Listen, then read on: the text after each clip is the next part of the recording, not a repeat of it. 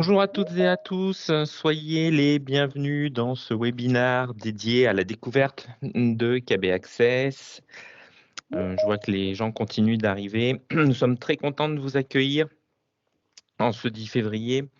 Donc pour ce webinaire qui sera divisé en deux parties, qui dans un premier temps, pour ceux qui ne nous connaissent pas, je vous ferai découvrir qui est KB Kroll très rapidement et ensuite Fanny Stocklin, qui m'accompagne aujourd'hui, va vous présenter en détail, dans une démonstration live, l'outil sur la thématique de la ville de demain qui nous sert de support donc, pour cette présentation de KB Access aujourd'hui.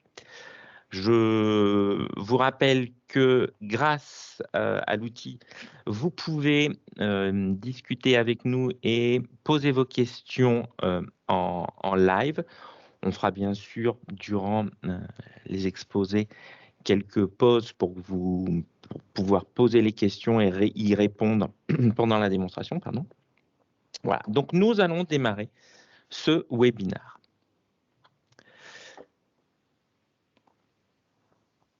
Alors, d'abord, sur l'agenda, on va revenir très rapidement sur qui nous sommes, KB Kroll, éditeur de solutions de veille, les besoins, d'où vient KB Access, comment est venu l'outil avec nos connaissances, avec notre expérience, notre écoute du marché de la veille, pour les TPE, PME, PMI, pour les consultants, pour les indépendants. Et puis, bien sûr, Fanny vous fera la démonstration. Alors, à propos de nous, en quelques mots, je vais aller très vite. Je ne vais pas passer tellement de temps sur cette présentation. L'essentiel, c'est que Fanny vous présente l'outil et comment vous pouvez mettre votre marché sous surveillance, comment vous pouvez appliquer la veille stratégique dans une PME ou une PMI. Aujourd'hui, KB Kroll est un des leaders en France des éditeurs de solutions de veille pour les entreprises. C'est plus de 100 000 utilisateurs, des outils qui existent depuis 2002. Donc, KB Kroll n'est pas une start-up. KB Kroll est une société établie sur le marché français avec une couverture internationale, puisqu'une partie de notre clientèle est en Amérique du Nord, dans les pays d'Europe également et quelques clients en Asie.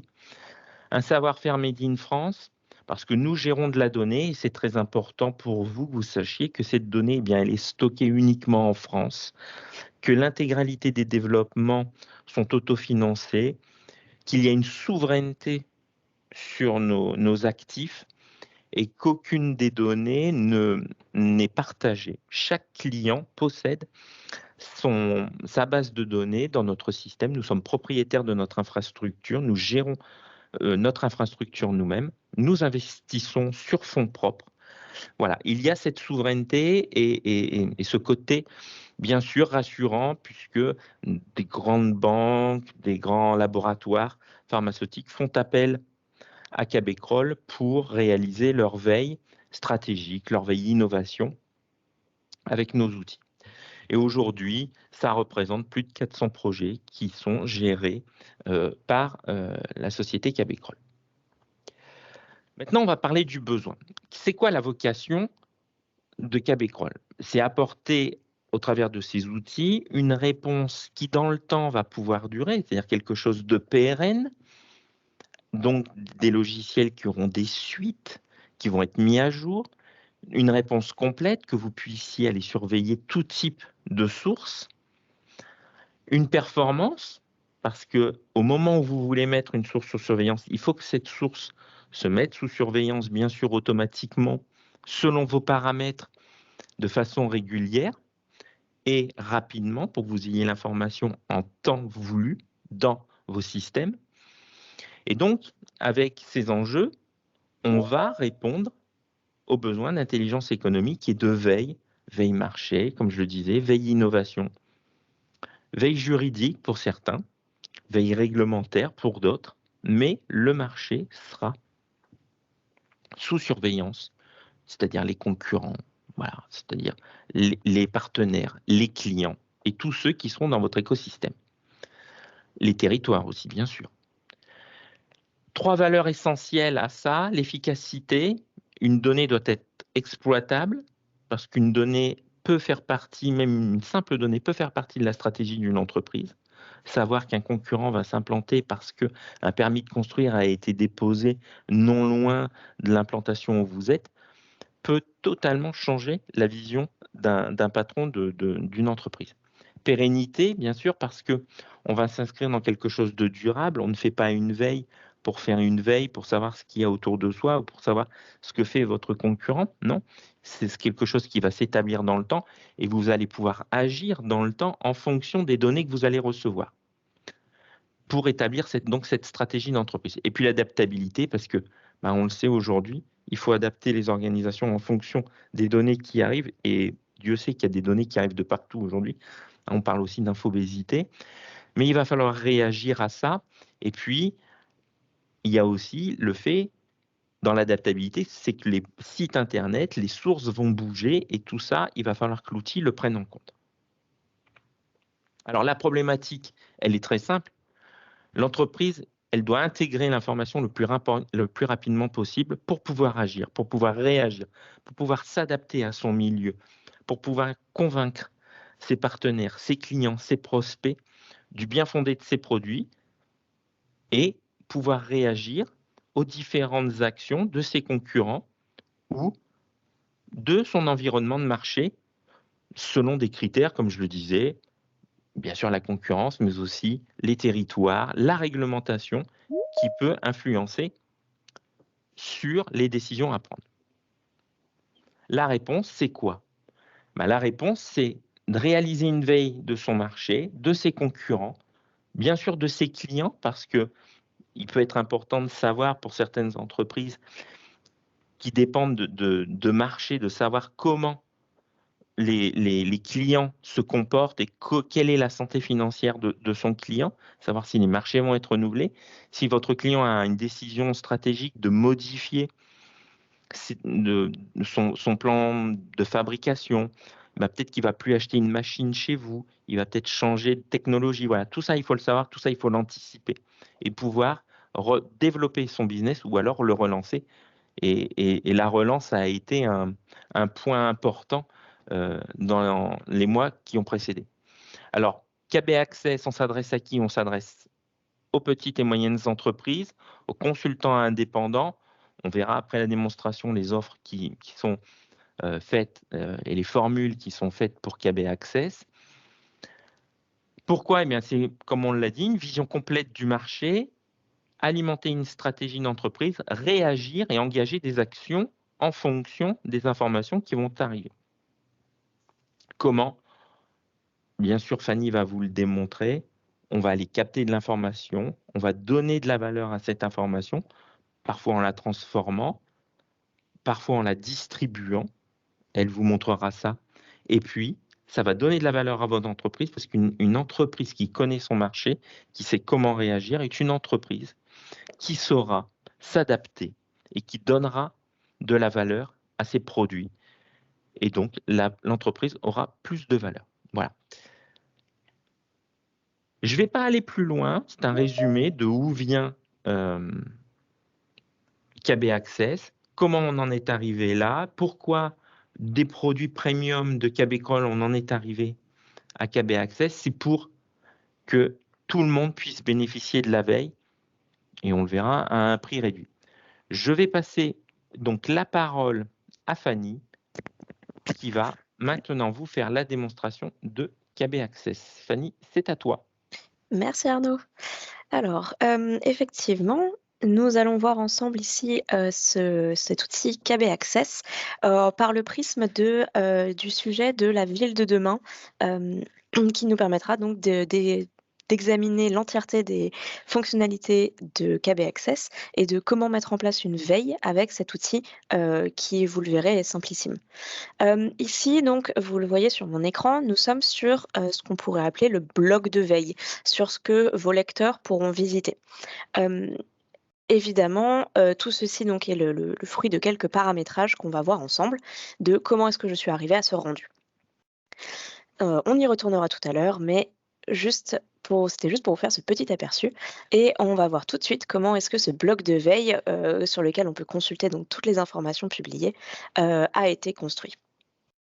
Hem, alors, on va réfléchir en termes de plusieurs étapes lors de la construction de la veille. La première étape, ça va toujours être de définir, eh bien, ses objectifs, c'est-à-dire notamment de définir ses axes de veille, de choisir, les thématiques qu'on veut aborder, les thématiques qu'on veut surveiller, qui répondent donc aux besoins de l'entreprise, aux besoins de surveillance de l'entreprise. Cette première étape, on va pouvoir, la paramétrer dans l'outil KB Access via la gestion donc des ce qu'on appelle les thématiques. Les thématiques, elles vont donc, nous permettre de, distinguer les différents thèmes de veille, les différents, types d'informations qu'on va pouvoir mettre sous surveillance et donner ensuite, à nos lecteurs. Ici donc sur mon thème de la ville de demain, j'ai réuni quelques thématiques, notamment, une thématique de bâtiments et d'infrastructures pour pouvoir, examiner tout ce qui va être, smart building, logement, urbanisme de demain et cetera. J'ai également une thématique de mobilité, pour examiner tout ce qui va être les transports, la nouvelle place de la voiture, les nouveaux moyens de transport, les transports en commun et cetera.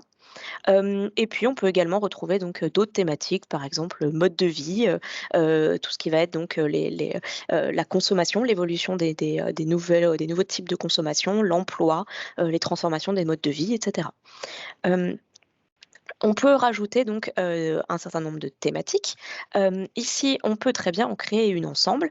Ce que je distingue lorsque je fais donc cette veille, sur cette thématique de la ville de demain, c'est que j'ai beaucoup d'informations sur, la mobilité et donc ça pourrait m'intéresser d'avoir un axe un petit peu plus précis et je vais séparer donc je vais indiquer une nouvelle thématique sur la place de la voiture dans la ville. Donc on peut cliquer sur le plus. Ici, ce que vous pouvez déjà, apercevoir, c'est qu'il y a, énormément dans l'outil d'aide, énormément donc, de petits textes qui vont vous permettre de vous accompagner et de vous prendre la main pour vous aider donc à, paramétrer cet outil. Donc ici, je vais ajouter cette nouvelle thématique, je peux lui donner un nom, donc j'avais dit, la place de la voiture. Et ce que je peux faire, c'est l'associer à une image. On verra sur notre bloc de veille que d'associer notre thématique à une image, c'est un simple moyen d'illustrer un petit peu mieux ma thématique et de rendre le visuel plus agréable pour mes lecteurs. Concernant les images, j'ai plusieurs choix. Je peux en piocher une de mon ordinateur, si j'en ai déjà, créé, ou alors j'ai accès à des banques d'images gratuites et en ligne, libres de droit, libres d'utilisation, que, vous pouvez donc piocher, simplement en cliquant sur cette icône contenant notre globe. Donc en cliquant dessus, je vais pouvoir accéder ici à notre dépôt d'images en ligne. Il me propose automatiquement de faire une recherche avec le nom de ma thématique.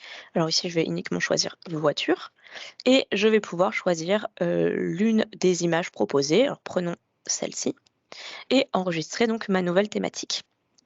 Je peux la déplacer si je le souhaite pour la placer un peu plus logiquement en dessous de la mobilité. Une fois donc que j'ai, ces différentes thématiques, qui sont donc mes axes de veille, je vais pouvoir, accéder donc à l'étape d'après qui va être la collecte de l'information. Concernant la collecte de l'information, vous avez plusieurs, choix à votre disposition. Le premier choix est un outil qu'on appelle le Source Kit. Le Source Kit, ce sont des bouquets de sources thématiques que nous mettons à votre disposition, qui sont créés et maintenus par KB-Crawl. Et donc ça va vous permettre d'accéder à un certain nombre de sources sur différentes thématiques. On peut tout à fait les voir ensemble. Allons dans le Source Kit. Nous avons donc un certain nombre de dossiers thématiques. C'est un excellent moyen de commencer un projet de veille avec, donc des sources qui sont déjà, pertinentes, qui sont classées par sujet. Il va, nous falloir décider donc quel dossier, nous utilisons, quel dossier nous allons, surveiller, mettre en surveillance. Ici, moi, de mon côté, je me suis abonnée à plusieurs, dossiers. J'ai notamment choisi, de m'abonner à la thématique de transport et de logistique, ce qui me permet de suivre l'évolution, justement de la mobilité, on en parlait de la ville de demain. Également, je veux suivre, ce qu'on appelle les tendances de demain, donc ça regroupe des sources sur l'évolution du monde, notamment en termes de mode de consommation, de transformation sociétale, même de transformation technologique, etc. Et puis, évidemment, j'aurais besoin de surveiller bâtiments, infrastructures, immobilier pour suivre l'évolution donc et les actualités de la ville connectée, de tout ce qui est donc ces thématiques qui vont permettre de mettre en place cette ville de demain. Et donc, c'était cette première option qui vous permet donc assez facilement de prendre des sources qui sont paramétrées par Kbcrawl, qui sont maintenues par Kbcrawl et qui vous permettent donc d'accéder à un certain nombre d'éléments, de sources dans lesquelles eh bien, on pourra retirer des informations pertinentes. On verra tout de suite après ce que ça veut dire une information pertinente. Notre deuxième solution pour permettre la collecte des informations, cela va être de créer ses propres sources, c'est-à-dire d'enrichir ces bouquets de sources avec des sources que vous avez envie de mettre sous surveillance par vous-même. Il y a plusieurs types de sources que vous pouvez mettre en surveillance. En bref, on va permettre de surveiller tout ce que vous pouvez accéder via votre navigateur web, donc que ce soit des sites web, des blogs, des forums, des réseaux sociaux. Vous avez un certain nombre donc de types d'informations qu'on peut mettre sous surveillance. On va donc aller voir ceci dans les sources. Vous voyez, moi, que j'ai déjà un certain nombre de sources qui existent. Qui sont rangés dans différents dossiers. Si je souhaite créer donc des nouvelles sources, il va donc me proposer différents types de sources, notamment les sources web qui nous permettent donc d'analyser des documents issus d'une page web, c'est-à-dire que nous allons mettre sous surveillance un site et nous allons à chaque fois rentrer dans ce site pour en récupérer les documents pertinents. Donc, par exemple, si vous voulez surveiller de la presse ou de la presse spécialisée, eh bien, on va rentrer dans chacun des articles issus de la rubrique de presse mise sous surveillance. Si vous voulez surveiller disons, un acteur, les communiqués de presse d'un acteur, par exemple, eh bien, nous allons mettre sous surveillance le site internet de cet acteur, peut-être d'un concurrent, et puis rentrer à chaque fois dans chacun des communiqués de presse. On verra ce que cela signifie, on va faire une source ensemble. Cela nous permettra d'entrer dans chacun des documents, chacun des articles, chacun des communiqués pour pouvoir l'analyser, rechercher les informations pertinentes à l'intérieur. Il y a également d'autres types de sources, telles que la source vitrine. La source vitrine, c'est une seule et unique page. Pourquoi c'est intéressant? Parce qu'on va pouvoir notamment y surveiller la modification à l'intérieur de cette page. C'est-à-dire, il faut être averti lorsque la page qu'on met sous surveillance a subi des modifications, a été transformée. Un petit exemple, surveiller encore une fois en termes d'acteurs par exemple, de surveiller l'évolution du comité de direction d'un de vos concurrents par exemple. Et donc dans ce cas-là, vous serez averti dès lors que cette page change et dès lors que l'une des personnes a été remplacée, etc. En autre type de source, nous avons le flux RSS, outil très prisé donc des veilleurs qui nous permet d'accéder à des flux d'articles extrêmement bien mis en forme. Et enfin, nous allons pouvoir mettre sous surveillance des informations provenant de Twitter. Avec Twitter, nous avons un accès privilégié qui se symbolise au niveau d'un connecteur automatique à Twitter, ce qui vous permet extrêmement facilement de surveiller soit donc des comptes que vous avez identifiés et que vous voulez surveiller. Dans ce cas-là, à chaque fois que cette personne publie de l'information sur son compte Twitter, vous pourrez être averti. Ou alors, ça nous permet également de lancer des recherches, donc d'effectuer une recherche sur toute la base Twitter et d'obtenir les tweets qui contiennent donc l'objet de votre recherche. Ici, dans notre cas, nous allons mettre sous surveillance donc une source web.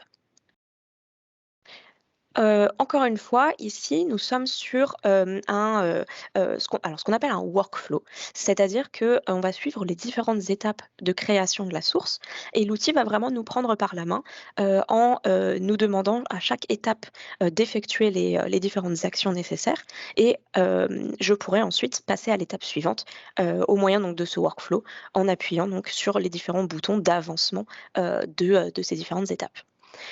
Ici, pour la création de cette source, nous allons mettre, en surveillance une source, concernant restant sur notre thème donc de la mobilité, concernant donc justement, la thématique mobilité du journal du net. Ce qui nous permettra d'obtenir des informations, sur énormément de différentes informations, concernant le transport intelligent, que ce soit le véhicule connecté, voiture autonome, toutes les transformations digitales, et également ils indiquent ici les nouveaux usages qui pourront être intéressants pour la ville de demain, autopartage, covoiturage, etc. Alors, une fois que je suis sur cette source que je souhaite mettre sous surveillance, ce site internet, je vais pouvoir en récupérer le lien, l'URL qui nous permet d'accéder à ce site. Je vais pouvoir coller ensuite ce lien ici, dans le champ URL qu'il me propose. Automatiquement, le nom de la source se met en place. Je peux le modifier si je le souhaite. Ici, je pourrais très bien dire que c'est JDN Mobilité. Et nous allons pouvoir passer à l'étape suivante. En passant à l'étape suivante, qu'est-ce qui se passe? Il se passe que notre KB Access va visiter ce site web. Et si je descends un petit peu, vous allez voir tout de suite, il va automatiquement me découper les parties qui lui semblent pertinentes dans la page. Vous voyez ici, au moyen de ce code couleur, qu'il me découpe automatiquement une partie de la page qui lui semble intéressante à surveiller et donc intéressante pour récupérer les différents articles issus de ces zones vertes. Et par contre, il m'exclut certaines zones qui ne lui semblent pas intéressantes. Ici, voyons tout de suite. En zone donc verte sont évidemment les différents articles issus donc de cette page web. Et par contre, en rouge, il m'ignore tout ce qui va être partage sur les réseaux sociaux et également cette colonne à droite qui nous propose de nous inscrire à la newsletter. Tout ça, donc, il va le faire donc de manière automatique. J'ai toujours la main, si je le souhaite, pour modifier les zones qu'il m'a détectées automatiquement, pour aller encore plus dans la précision et discerner et ajouter ou exclure des zones complètement à mon choix. Donc j'aurais très bien pu dire, par exemple, cette zone-ci, je choisis tout simplement la zone avec ma souris, et cette zone-ci, par exemple, au final, je veux la surveiller, eh bien j'aurais pu tout à fait le faire, en ajoutant une nouvelle zone et en la surveillant. Ici, cette surveillance me convient très bien, donc je vais passer à l'étape suivante. Et qu'est-ce que va faire mon KB Access? Il va rentrer dans les différents articles qui ont été mis sous surveillance. Donc je vais le laisser travailler un tout petit peu. Ce qu'il fait donc effectivement, c'est de rentrer et de cliquer sur chacun des articles, chacun des éléments qui sont issus donc de mes zones vertes, de mes zones de surveillance sur ma page d'accueil de ce site, le JDN, rubrique mobilité. Donc ici, vous voyez qu'effectivement, il commence sa surveillance. Ce que je peux faire, c'est choisir l'un de ces articles et effectuer encore une fois, on peut indiquer une sorte de nettoyage, on va dire. C'est-à-dire que, alors encore une fois, il nous distingue automatiquement ces zones à surveiller et ces zones à ignorer. Et ici, le but, ce sera d'obtenir les zones donc, précises de l'article que nous souhaitons mettre sous surveillance pour y effectuer une analyse. On va voir tout de suite ce que ça veut dire juste après. Mais ici, donc, qu'est-ce qui m'intéresse dans cette page? Évidemment, c'est le corps de l'article. Encore une fois, il me l'a totalement détecté de manière automatique. J'aurais pu également choisir d'enrichir ces zones. Imaginons par exemple que je souhaite conserver la date. Eh bien, je peux l'ajouter en tant que zone et la surveiller. Dans ce cas-là, cette zone donc passe en vert, en zone surveillée. Je peux donc finir maintenant le paramétrage de cette source, toujours en utilisant ces boutons droite et gauche qui me permettent de revenir dans les étapes précédentes ou d'avancer vers les étapes suivantes. Lorsque je finalise ma source, cette source, elle m'est résumée sur cette page donc de finalisation et je vais pouvoir l'enregistrer tout de suite, ce qui me permet donc d'accéder à cette source que je viens de créer. Euh, Ces différents articles que je viens de mettre sous surveillance, ici, ils sont mis sous surveillance, mais tous ne vont pas nous intéresser. C'est-à-dire que nous allons avoir à l'intérieur de cette rubrique de mobilité ou d'autres rubriques, je vais avoir certains articles qui effectivement m'intéressent et d'autres qui ne m'intéressent pas. Mais alors, comment faire ce filtre entre ce qui m'intéresse et ce qui m'intéresse pas dans ces articles? Ici, notamment, je vois que il y en a certains qui me parlent voilà, de climat, par exemple. Alors, c'est pas forcément un sujet que je veux surveiller. Par contre, oui, les hubs de mobilité, ça m'intéresse. Ça, par contre, la création d'une startup, bon, bah, c'est pas forcément quelque chose qui m'intéresse non plus. Alors, comment indiquer à l'outil ce filtre de pertinence, à partir de quel moment je souhaite qu'un article soit détecté comme étant pertinent? Alors pour ceci, nous allons faire appel à un outil de filtrage qu'on appelle nous les déclencheurs d'alerte. Ces déclencheurs d'alerte, je vais pouvoir les visualiser directement dans mon panneau. Alors j'ai plusieurs moyens d'y accéder. Et c'est ce qui va nous permettre donc de mettre ce filtre sur les sources pour indiquer à l'outil est-ce que les documents récoltés sont pertinents ou est-ce qu'ils ne sont pas pertinents. Vous avez plusieurs de ces filtres. Un filtre très simple est uniquement le filtre de la nouveauté. Le filtre de la nouveauté, ça veut tout simplement dire je veux être averti dès lors que l'un des documents apparaît et donc est nouveau sur cette page. Ça peut être tout à fait utile, par exemple, si vous souhaitez surveiller, revenons sur l'exemple de tout à l'heure, les communiqués de presse d'un acteur ou d'un concurrent que vous auriez mis sous surveillance. Cet acteur est extrêmement important pour vous, vous voulez savoir à partir du moment qu'il publie un communiqué, peu importe de quoi parle le communiqué, vous voulez être au courant. Dans ce cas-là, eh bien, on mettra le déclencheur d'alerte, le filtre nouveau document, car je veux être au courant de la moindre nouveauté sur ce site internet, c'est-à-dire la moindre apparition d'un nouveau communiqué de presse dans notre exemple. Un autre de ces filtres est la modification. On en a également parlé un petit peu avant. Cela me permettra d'être averti lorsque l'une des pages que je surveille a subi une modification. Dans ce cas-là, la partie qui a été modifiée sera surlignée en jaune, ce qui vous permettra de visualiser qu'est-ce qui est nouveau dans cette page. J'en avais pris tout à l'heure l'exemple pour surveiller la modification d'un comité de direction dans une entreprise concurrente. Eh bien, si une personne est remplacée dans ce comité, eh bien, cela sera donc vous serez averti et la personne qui a été embauchée, en tout cas qui est désormais dans le comité, toute cette partie nouvelle sera donc surlignée en jaune. Donc son nom, sa fonction, etc. Le dernier de ces déclencheurs sont les déclencheurs mots-clés. Les déclencheurs mots-clés, cela vous permettra de construire vos propres requêtes de mots-clés. Alors, comment est-ce que ça fonctionne? Vous allez mettre en place les termes que vous souhaitez rechercher et dans ce cas-là, vous ne serez averti que lorsqu'il y a un nouveau document qui contient les mots-clés. Donc tout à l'heure, je parlais donc du journal du net mobilité où tout ce qui était climat, etc., m'intéressait pas forcément. Par contre, tout ce qui va être oui, mobilité, voiture autonome, etc., ça va m'intéresser. Eh bien, je vais demander ici, je vais créer quelques équations de recherche, quelques mots-clés, quelques expressions que je souhaite mettre sous surveillance. Et lorsque l'une d'elles a été détectée, ce document sera considéré comme pertinent. J'en ai un certain nombre, on peut regarder ensemble, notamment en termes de mobilité. Vous voyez ici que j'ai quelques termes, notamment smart mobilité, intelligent transportation, transport intelligent, mobilité durable, etc. etc. Tout cela, je peux construire mon expression à l'aide de différents opérateurs, notamment ici nous faisons appel aux opérateurs booléens avec ce OR. Si jamais vous avez un doute ou vous ne connaissez pas encore ces différents opérateurs de recherche, tout cela est expliqué dans la rubrique d'aide qu'on retrouve juste en dessous. Donc, il nous explique les différents opérateurs qui existent. Je peux tout à fait ici l'enrichir en disant: «Or, je veux rajouter un élément, je veux surveiller également, disons, les, véhicules, en, libre service». Hem et je peux enregistrer donc cette équation. Je l'ai simplement enrichie.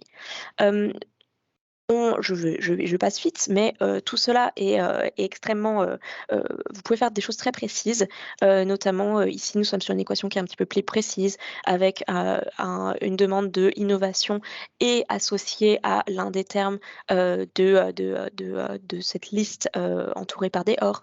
Bon, je laisse rapidement comme ça, vous pouvez voir sur l'écran et puis nous allons voir comment ces différents déclencheurs d'alerte vont pouvoir s'appliquer aux sources. Donc revenons sur, mes sources. Vous avez vu ici que j'ai un certain nombre de dossiers, de sources. Hem, Encore une fois, si on veut créer un nouveau dossier, on est complètement pris par la main, et on a donc au niveau de ces dossiers, toute cette partie, d'automatisation qui va nous permettre de gagner énormément de temps dans la construction donc de mes différentes sources et de la construction de ma collecte des informations de manière générale.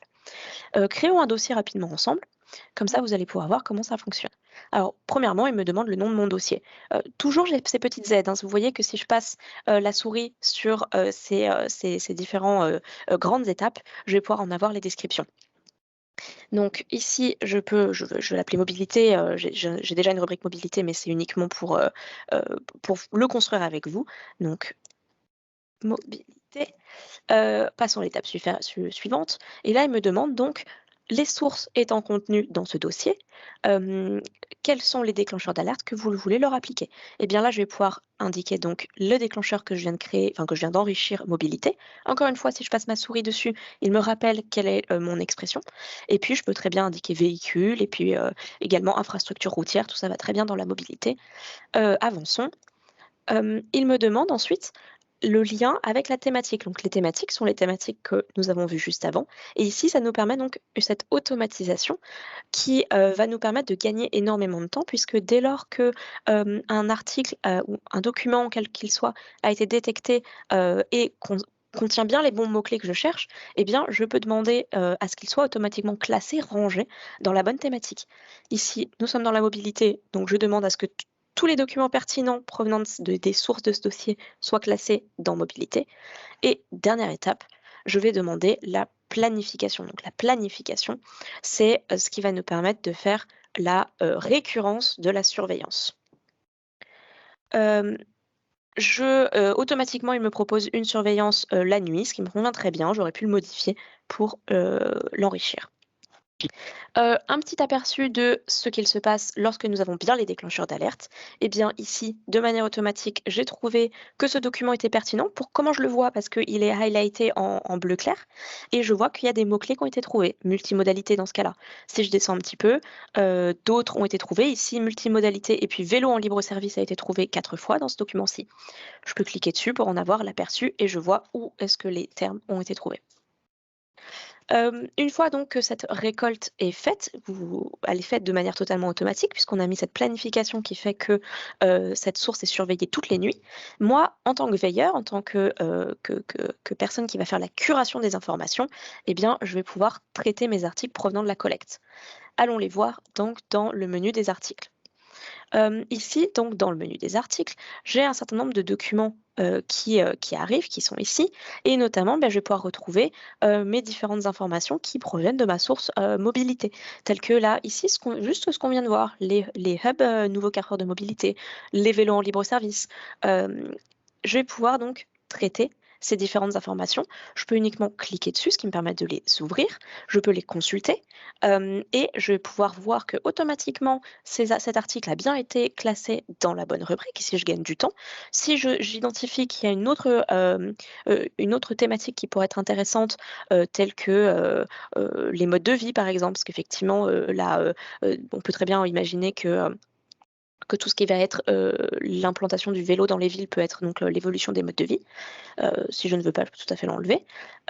Et Donc, je vais pouvoir modifier ma source comme je le souhaite. Ici, j'ai vraiment accès à l'entièreté du contenu de ma source. Donc, je peux l'enrichir, je peux y ajouter une analyse, un résumé. Je peux indiquer, par exemple, que ce euh, paragraphe est le plus important, donc je peux le highlighter. Toutes ces informations vont pouvoir être données donc à mes lecteurs. Dernier élément que je peux effectuer sur cette source, c'est lui ajouter des hashtags, ce qui nous permet donc d'avoir un classement encore un petit peu plus fin. Et donc là, je sais que je suis dans la mobilité, mais je peux très bien classer cette information dans vélo, par exemple, puisque c'est effectivement ça enfin, la thématique que cela traite un peu plus, de manière un peu plus précise.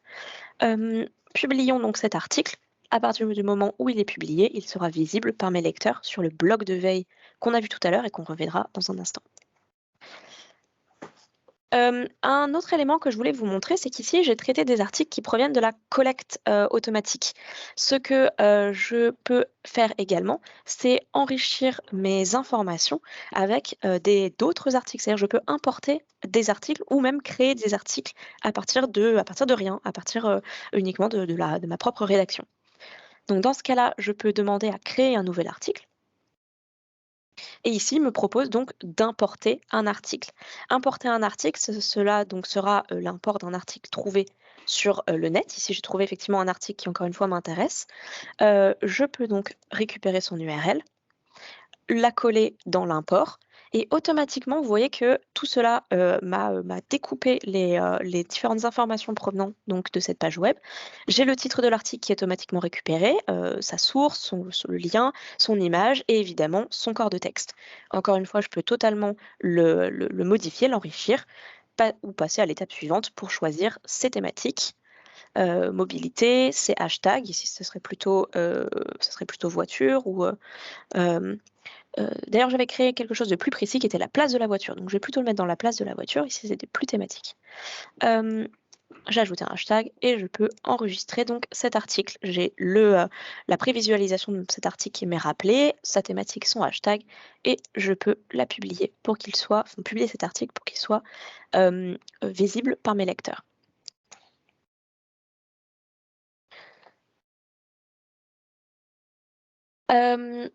Alors, profitons-en pour faire une petite pause pour voir les différentes questions de notre auditoire.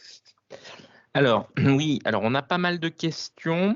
Alors, la première qui a été posée par plusieurs personnes est: peut-on utiliser des sources qui nécessitent un abonnement, qu'il soit payant ou non payant? Alors, je vais répondre à cette question.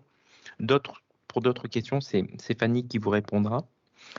Nous sommes en train de travailler sur l'adaptation d'un module qui s'appelle le Macro Recorder, qui existe dans nos outils premium et qui permet d'enregistrer une macro dans laquelle vous allez automatiquement et de façon cryptée, bien sûr, enregistrer vos logins et mots de passe de façon à ce que lorsque vous allez déclencher la surveillance, comme vous l'a montré Fanny, d'une source, le système puisse dire pour cette source, cette URL-là, dans mon process, j'ai aussi à aller sur cette page-là, rentrer à tel endroit un login, un mot de passe, appuyer sur Entrée et ensuite, une fois que je suis rentré, le process va continuer. Bon.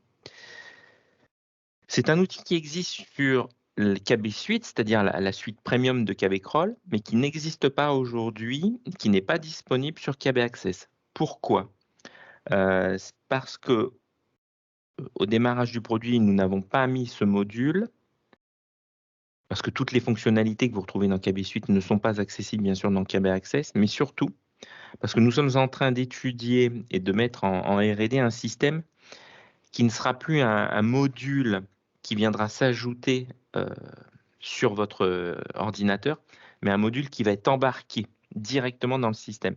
Mais là, il faut qu'on travaille. Aujourd'hui, quand le Macro Recorder est en fait une espèce d'add-on qui vient dans vos favoris et que vous mettez en place lorsque vous paramétrez une source qui nécessite un abonnement. On voudrait changer ça parce qu'en fait, il y a de plus en plus à cause de la cybersécurité, il y a de plus en plus de nos clients, donc de nos utilisateurs, qui ne sont plus administrateurs de leur poste et qui ne peuvent plus installer des systèmes tiers. Et pour certains de nos comptes clients, ils n'ont pas accès à cette fonctionnalité alors qu'elle est cette fonctionnalité qui n'est pas native, mais à cet add-on qui est proposé, qui est gratuit sur Suite.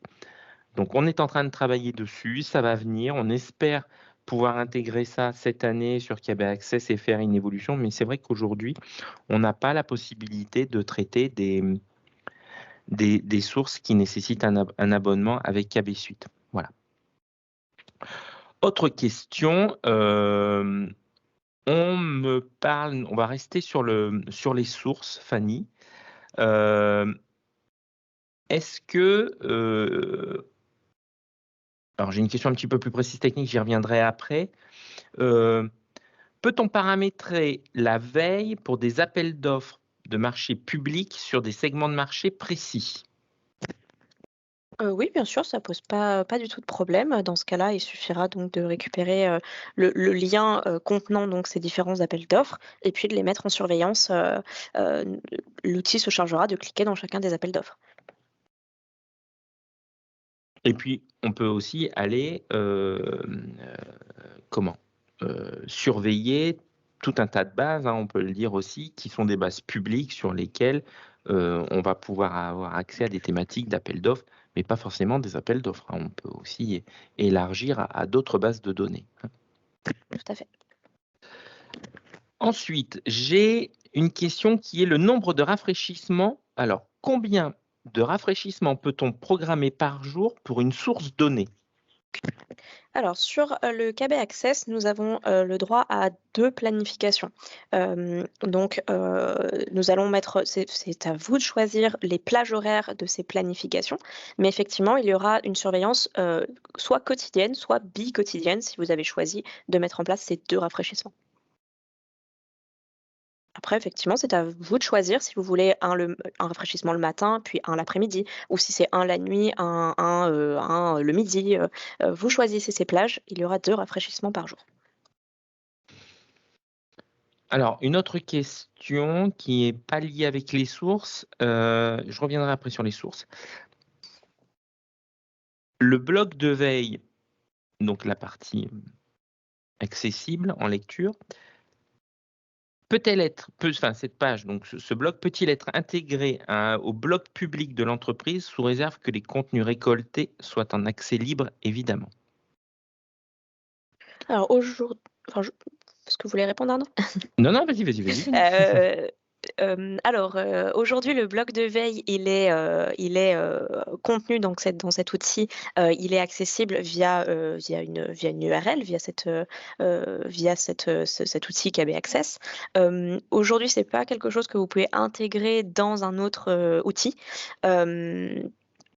Mais, il serait possible de mettre en place des flux, d'informations pour transférer vos informations vers un autre outil. Mmh.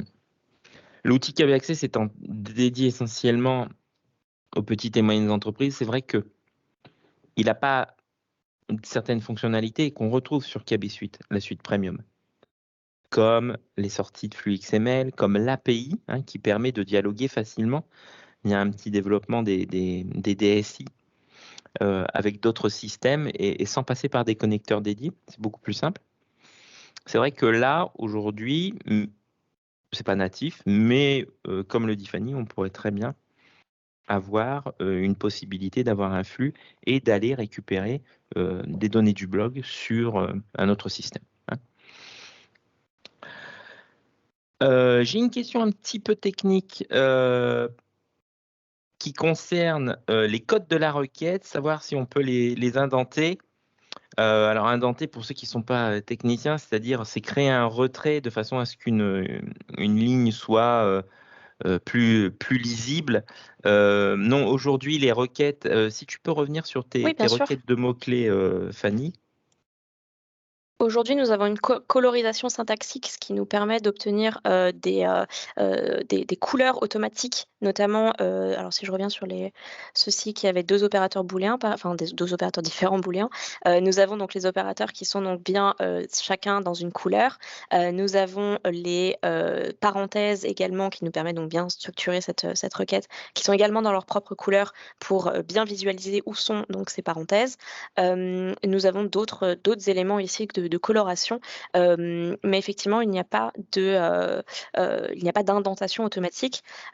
Après, si nous faisons des expressions extrêmement simples, telles que, bon voilà, imaginons cette requête-ci qui est juste chacun des termes est surveillé de manière enfin, séparé par des ou. Donc, c'est-à-dire que l'apparition de l'un de ces termes déclenche la pertinence de l'article. On pourrait très bien, dans ce cas-là, faire un retour à la ligne, ce qui nous permet de gérer des listes extrêmement facilement. Et ici, là, voilà, c'est exactement la même chose, ça veut dire la même chose, sauf qu'ici, je l'ai mis en liste plutôt que de le mettre sur une seule ligne séparée par des OR. Donc, pour des personnes qui sont moins à l'aise avec les opérateurs booléens, avec les opérateurs de recherche, etc., eh bien, ça, c'est tout à fait quelque chose de valable. Une autre question était, est-ce que le source kit est payant? Eh bien non, le source kit n'est pas payant, il est prévu dans le forfait. On le verra après la démonstration. Il y a 3 propositions tarifaires et selon les tarifs, vous avez accès à plus ou moins de dossiers de source, comme vous l'avez montré Fanny tout à l'heure, avec une formule où vous avez l'intégralité du source kit, donc tous les dossiers de source qui sont dans le forfait, intégrés dans le forfait. Voilà. J'en ai terminé pour l'instant avec les questions qui nous ont été posées jusque-là. On peut reprendre la démo, Fanny. Eh bien, allons-y. Alors, j'ai terminé la partie traitement des articles. Donc, pour rappel, on va traiter les articles provenant de la collecte. On va pouvoir ajouter nos propres, d'autres articles en les important depuis le net. Et puis, on peut même créer des articles à partir de rien. Dans ce cas-là, alors juste très très rapidement, dans ce cas-là, il suffira donc d'obtenir donc cette page vierge sur laquelle on peut rentrer notre propre titre, notre propre image, notre propre texte, etc. Puis classer cette information dans les bonnes thématiques, les bons hashtags. Donc ça, c'est quelque chose qui est tout à fait possible. Une fois qu'on a géré ces différents articles, il va donc falloir les diffuser, évidemment, les permettre à ce que les bonnes personnes puissent les recevoir, les consulter. Il y a 2 méthodes pour atteindre nos lecteurs. L'une des méthodes, on l'a déjà vu, c'était le bloc de veille, on y reviendra juste après. La seconde méthode est la newsletter, l'envoi d'une newsletter pour directement toucher nos utilisateurs dans leur boîte mail. Concernant les newsletters, nous faisons ça en 2 étapes. La première étape est de générer son modèle. Le modèle, c'est-à-dire de choisir le design de sa newsletter. On va le faire rapidement parce que vous allez voir que c'est très facile. On va créer une nouvelle newsletter, un nouveau modèle. Il me propose de manière automatique des 3 styles pour modifier, donc pour choisir l'apparence de ma newsletter. J'aime bien personnellement le style 2, donc commençons sur le style 2. Je peux passer, encore une fois, toujours à l'aide de ces workflows avec les étapes, passer aux étapes suivantes en cliquant sur la droite de l'écran. Je peux passer donc à l'étape suivante qui me propose de choisir la présentation des articles. Moi, j'aime bien celle-ci. Et donc, on peut passer ensuite à la suite qui me propose d'autres options, telles que est-ce qu'il y a un sommaire et si oui, est-ce qu'il est plutôt dans une colonne à gauche ou est-ce qu'il est plutôt au-dessus des articles? Est-ce que nous voulons un encart avec un édito, ce qui nous permettrait d'écrire donc notre petit édito pour chacun des envois de newsletter? Est-ce qu'il faut un pied de page et dans ce cas-là, qu'est-ce qu'on met à l'intérieur, etc. Passons donc à la fin pour finaliser. Je vais pouvoir prévisualiser ma newsletter. Actuellement, elle ressemble à ceci. je vais pouvoir, j'ai vu que ici, ça me plaît pas, j'ai mis les titres des articles dans le sommaire, donc repassons, à l'étape d'avant, qui était dans le choix du sommaire. Voilà, je ne veux pas le titre des articles dans le sommaire et repassons ici. Voilà, automatiquement, ceci a été enlevé, je n'ai plus que les noms des thématiques, des rubriques de ma newsletter dans mon sommaire. Je peux modifier, les couleurs très facilement si je le souhaite. Ici, en sélectionnant donc une couleur via, notre pipette à couleur, ou alors, si vous connaissez déjà le code couleur, eh bien, on pourra tout à fait le choisir comme ceci. Choisissons une deuxième couleur. Voilà, moi ça me paraît bien. Le nom, le logo ici, me plaît pas parce qu'il va être trop petit, donc je vais pouvoir piocher un autre logo, via donc, les logos de ma plateforme ou en le piochant directement sur mon ordinateur. Et voilà, ici, ça me paraît être un très beau modèle. Donc on va l'enregistrer comme ceci, puis on pourra l'utiliser. Je vais le nommer bien sûr. Donc vous voyez encore une fois ces aides qui parcellent un petit peu tout l'outil et qui me dit ici: «Ah non attention, tu as oublié de mettre un nom». Donc on va l'appeler ici, newsletter, de demain, voilà, ça sera très bien. On va pouvoir l'enregistrer et l'utiliser dans notre, newsletter. Alors, une fois que donc j'ai créé ce design, je vais pouvoir choisir donc, mes newsletters que je vais pouvoir envoyer et donc choisir le contenu de chacune de ces newsletters. Donc allons dans la gestion des newsletters. On peut en créer donc une nouvelle pour que vous puissiez voir ensemble les différentes newsletters qui existent. Lorsqu'on crée une newsletter, il va toujours me proposer 2 modes, le mode manuel et le mode automatique. Le mode manuel, alors encore une fois, tout cela est expliqué ici, toujours à l'aide de ces petites aides, mais le mode manuel nous permet donc de, choisir, de construire notre newsletter, à la main, j'ai envie de dire, c'est-à-dire de choisir précisément quels articles je veux intégrer dans mon envoi. Tandis que le mode automatique nous permettra donc d'agrémenter automatiquement la newsletter avec les articles que nous avons publiés sur notre blog, de veille. Ce qui nous permet donc de ne pas nous soucier de ce qu'il y a à l'intérieur de la newsletter, elle sera auto-construite. Ici, je vais lui donner un nom. Je peux choisir le fameux modèle, donc c'est-à-dire, le design, que je viens de créer. C'était celui-là que nous avons créé ensemble. On peut donc créer cette newsletter. Il me propose donc ensuite, d'autres, options. Encore une fois, donc il me propose de revenir sur le remplissage que nous avons déjà choisi et puis, il va nous proposer différents éléments, notamment, les rubriques de la newsletter. C'est-à-dire que, ma newsletter, comme on l'a vu dans la prévisualisation du modèle tout à l'heure, notre newsletter peut avoir différents chapitres. Pour ces différents chapitres, je peux utiliser les thématiques de ma plateforme qu'on a vu tout à l'heure, ou alors je peux créer mes propres chapitres. Ici, je peux tout à fait utiliser donc les thématiques. Si jamais je ne les utilise pas, il me propose une étape supplémentaire pour choisir mes rubriques et donc les nommer individuellement. Lorsqu'on passe à l'étape donc, suivante, il me propose de choisir mes abonnés. Donc mes abonnés sont les personnes qui vont recevoir cette newsletter. Hem dans ce choix d'abonnés, vous avez en réalité 2 choix. Vous pouvez ajouter, des utilisateurs, c'est-à-dire vous pouvez ajouter les personnes, qui ont un compte sur ce bloc de veille. Mais vous avez également la possibilité d'ajouter ce qu'on appelle les abonnés externes, donc c'est-à-dire n'importe quelle personne, du moment où vous avez son adresse mail. Vous n'êtes pas limité sur ce nombre d'abonnés à cette newsletter, donc vous pouvez l'envoyer vraiment à un nombre de personnes très large, que ce soit des utilisateurs du blog ou que ce soit des personnes externes n'ayant pas forcément accès au blog. Hem, on va rajouter un utilisateur, je vais mettre mon adresse mail dans les fautes de frappe. Et on va pouvoir l'ajouter. Ce que je vais pouvoir ensuite rajouter, ce sont les articles, donc ce qu'on appelle les articles en file d'attente, c'est-à-dire les articles construire ma newsletter. Ici, ce que je retrouve, ce sont bien les thématiques de ma plateforme, de mon blog de veille. Ce qui, va nous permettre donc de ranger chaque article à l'intérieur. Ici, pour qu'on puisse avoir une newsletter qui a déjà un petit peu plus de contenu, je vais revenir et je vais vous prendre une newsletter qui a déjà été construite, plus tôt. Hem, qui est celle-ci. On va passer rapidement parce que ce sont exactement les mêmes paramétrages que ceux qu'on vient de faire. Et puis, nous avons donc une file d'attente, ce qui nous permet donc d'obtenir, comme vous voyez ici, un certain nombre d'articles qui sont déjà à l'intérieur. Je peux en rajouter. Donc, je peux tout à fait juste cliquer sur ajouter des articles, ce qui me permet d'ajouter, bien pourquoi pas, l'article que j'ai validé tout à l'heure, je peux le sélectionner et donc l'ajouter directement. Il se classe dans la rubrique mobilité puisque c'est là que je l'avais classé. Donc il s'est mis directement au bon endroit.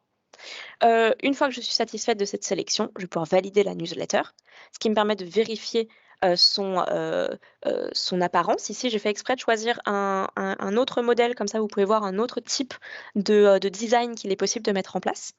Donc là, cette fois-ci avec un sommaire qui est plutôt au-dessus, à l'aide de ces petites étiquettes qui en plus sont tout à fait interagissables. Donc en cliquant dessus, je vais pouvoir aller en dessous pour aller voir les articles.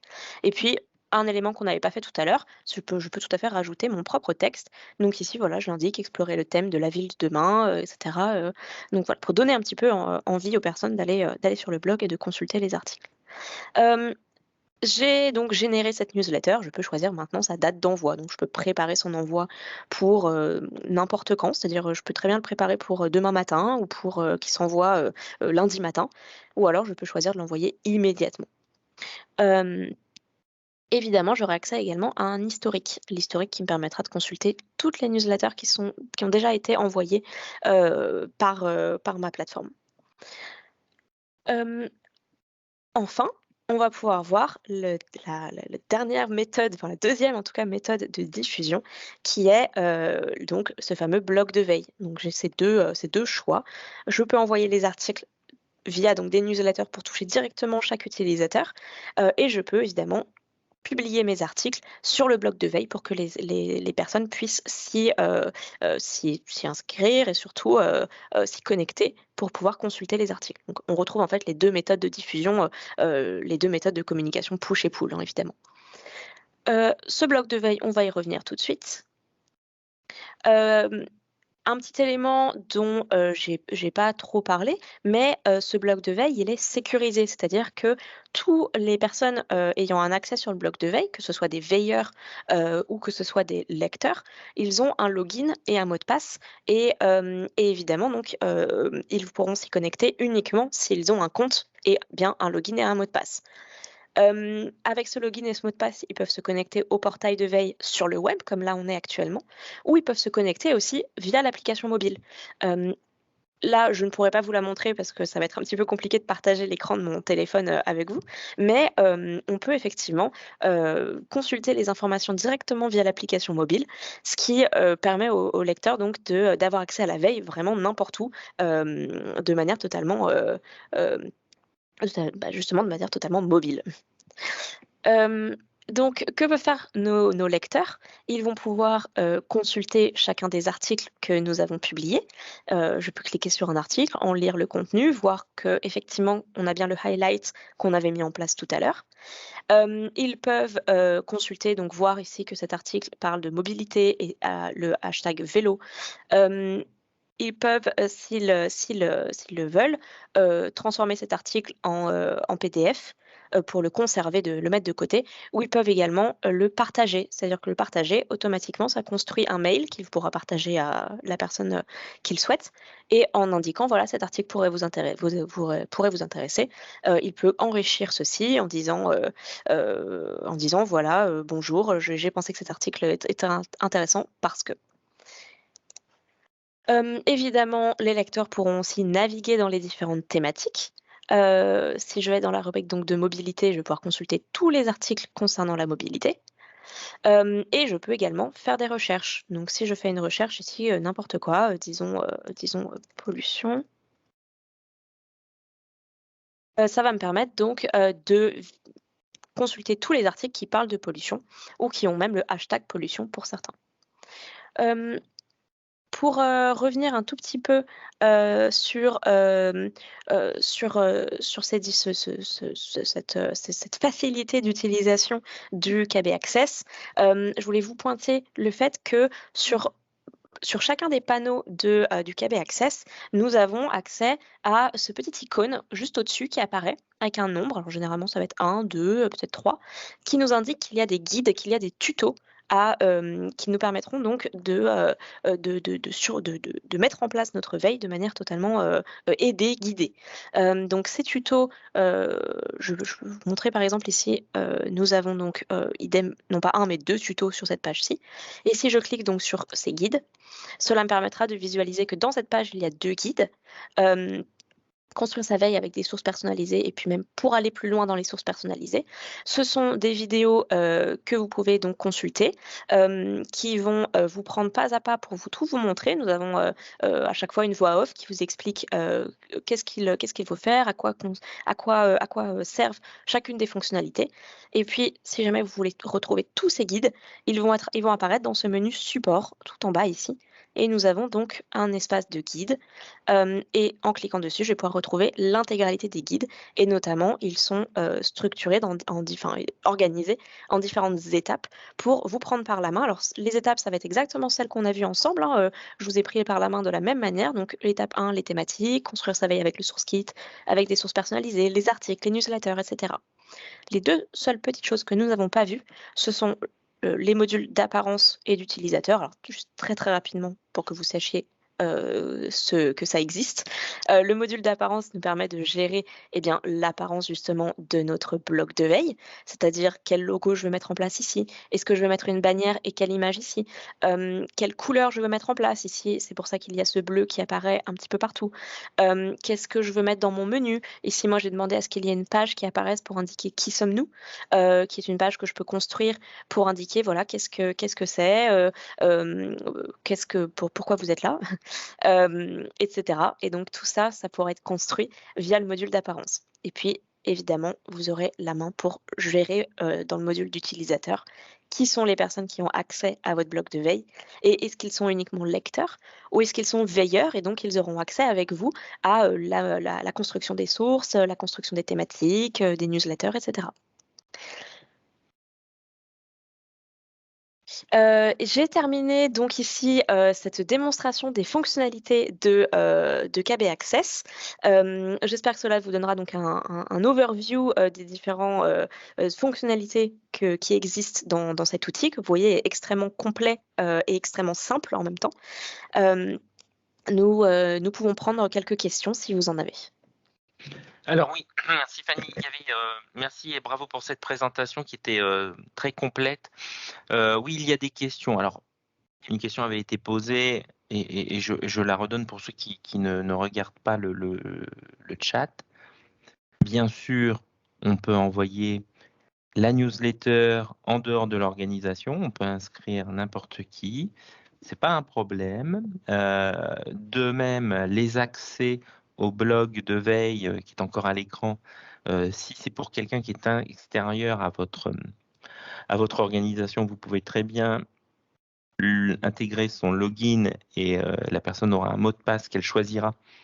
Donc, vous pouvez inscrire quelqu'un qui ne fait pas partie de votre organisation. Ce n'est pas un problème.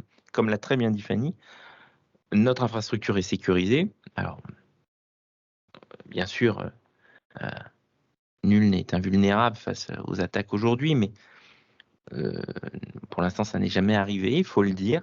Et chaque client possède son propre espace. Il n'y a rien qui soit commun avec un autre client. Il n'y aura aucun transfert de données, aucune source partagée, rien qui soit mis en commun entre les clients. Donc, soyez rassurés, c'est vraiment quelque chose qui est protégé et sur lequel on peut en plus, pour certains qui ont la possibilité, intégrer une sécurité via votre système d'authentification. Qu'est-ce qu'on avait d'autre comme question? Alors, pour un modèle de lettres d'infos plus personnalisé avec une charte graphique à 100%, bon, comme vous l'a montré Fanny, il y a des templates qui existent, on peut modifier certaines choses. Si vous voulez quelque chose de très personnalisé, là, c'est clair qu'on va passer sur KB Suite, donc une suite premium. KB Access est un outil qui est dédié à donc des petites et moyennes entreprises, donc des gens qui ne sont pas forcément des veilleurs, qui ne sont pas des professionnels de la veille, mais qui ont besoin d'arrêter de perdre du temps à tous les jours aller vérifier leurs favoris sur Google ou je ne sais trop quel autre moteur de recherche ou navigateur Internet, et de façon à recevoir l'information par eux-mêmes sans aller devoir fouiller dans les sites Internet, etc., comme vous l'a montré Fanny. Bon. Donc voilà, donc c'est vraiment l'outil d'entrer dans la veille, dans le milieu de la veille, et comme vous l'a montré Fanny aussi, avec tous les tutos vidéo, ce qu'on a voulu créer, c'est quelque chose qui soit très didactique, très facile, on dit user-friendly, donc facile d'utilisation, de façon à ce que quelqu'un qui ne soit pas un professionnel de la veille puisse appréhender facilement l'outil et très rapidement. Hein. Voilà. Moi, si Fanny en a terminé, je vais juste, moi, terminer la présentation que nous avions démarrée tout à l'heure. On va juste parler d'une chose pour terminer. Les tarifs. Donc aujourd'hui, KB Access est disponible selon 3 formules. Une formule starter qui est vraiment une formule notamment pour les consultants indépendants, les autres, donc auto-entrepreneurs, toute petite structure qui va donner accès à un veilleur. Dans le bouquet de sources que vous a présenté au début, le source kit que vous a présenté Fanny, vous disposez de 5 thématiques différentes, donc 5 dossiers. Vous pouvez programmer jusqu'à 50 sources, vous pouvez créer 30 thématiques personnalisées. Vous pouvez gérer une newsletter et vous avez le droit à 20 lecteurs. Voilà. Donc pour les petites structures, c'est quelque chose qui n'est pas, franchement pas onéreux. Hein. On est sur 245 € par mois, ce qui fait 2 940 € par an. Donc voilà. Et ça permet, n'oublions pas, hein, les outils de veille aujourd'hui doivent dégager du temps aux veilleurs. Et si vous réalisez dans votre coin votre veille parce que vous êtes un patron de petites entreprises ou que vous avez des sujets à mettre sous surveillance, eh bien, ce coût est largement rentabilisé si vous valorisez le temps que vous y passez à longueur d'année. Voilà. Ensuite, on va avoir la formule intermédiaire, donc la formule classique. On peut avoir plus de veilleurs. Vous voyez, on obtient 100 sources. On monte un peu en gamme. Et puis la formule advance, où là, on a toutes les sources du source kit. Hein. Le dossier, il est complet, le dossier de source, hein, avec les 16 dossiers. On peut aller jusqu'à 5 veilleurs. On peut envoyer 5 newsletters différentes. Donc, vous pouvez très bien avoir une newsletter dédiée aux produits, une dédiée à la concurrence, voilà, selon les publics que vous allez avoir adressés. Mais vous pouvez surtout, et c'était une question, adresser votre newsletter en externe de votre organisation. C'est-à-dire, vous pouvez avoir un client ou un partenaire pour lequel vous allez réaliser une étude, une veille, et pour lequel vous allez pouvoir collaborer au travers de KB Access. Voilà, donc une gamme de prix qui s'échelonne de 2 940 à 5 940 par an, avec des possibilités bien sûr de moduler par rapport à ces formules. On peut par exemple rajouter des sources. On va avoir un certain nombre comme ça, de possibilités d'étendre certaines variables qui sont présentées dans ce tableau. Voilà pour cette présentation de KB Access. Je vous remercie infiniment d'avoir participé à ce webinaire. Nous avons été un petit peu longs, on a dépassé l'heure, on s'en excuse. J'ai vu que certaines personnes avaient dû nous quitter parce qu'ils ces personnes avaient des engagements à 11 heures. Merci beaucoup de votre attention, des questions. Prochain webinaire le mois prochain qui, lui, viendra vous présenter donc KB Suite, la suite premium autour d'une thématique différente qui sera l'automobile. Voilà, je vous remercie infiniment. Vous pouvez nous retrouver bien sûr sur le site internet et si vous avez besoin de nous poser des questions après ce webinaire, n'hésitez pas. Contact kbaccess@kbcrawl.com. Tous ceux qui ont participé auront un accès à la liste des questions, puisque je reprendrai les questions et je vous enverrai à tous ceux qui étaient inscrits les questions et les réponses. Vous aurez un accès en primeur aussi à la rediffusion sur la chaîne YouTube au replay de ce webinaire. Je vous souhaite une excellente journée et je vous dis à très bientôt et je vous remercie encore de votre attention. Au revoir.